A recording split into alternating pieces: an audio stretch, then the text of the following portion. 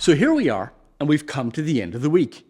And I'm reminded that there's a difference between the letter of the law and the spirit of the law. The letter of the law is when we strictly adhere to and enforce the exact words that are written in a law. In situations such as this, the law is what is most important. And when this happens, we can fall into the trap of thinking that God put people on earth to serve the law. Now, contrast that with the spirit of the law, meaning, why was this written in the first place?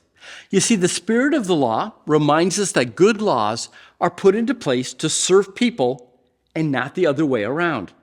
So when God created the Ten Commandments, they were designed to both bless and protect God's people. In this way, the Ten Commandments serve those they govern. But the Pharisees of Jesus' day had lost sight of the spirit of the law. For them, people were not important. The law was important.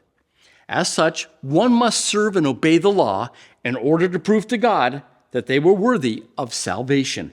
After all, how do you go about proving to God that you're worthy of salvation if not through a strict obedience to the law?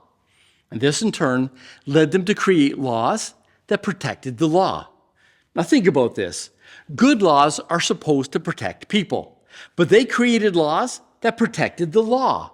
And then they created laws that protected the laws that protected the law. Do you see how insane and oppressive this can become? In the end, the laws became a tool to control human behavior, and as such, they made people slaves to the law. So they asked Jesus a question: is it lawful to heal on the Sabbath? The letter of the law, according to the Pharisees and their tradition, was, no, it's not lawful. But Jesus reminds them of the spirit of the Sabbath, that the Sabbath was designed to bless and protect the people for whom the Sabbath was created.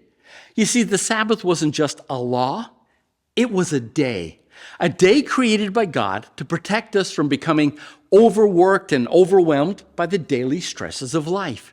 The Sabbath was intended by God to bless us with rest and time for worship and fellowship with God.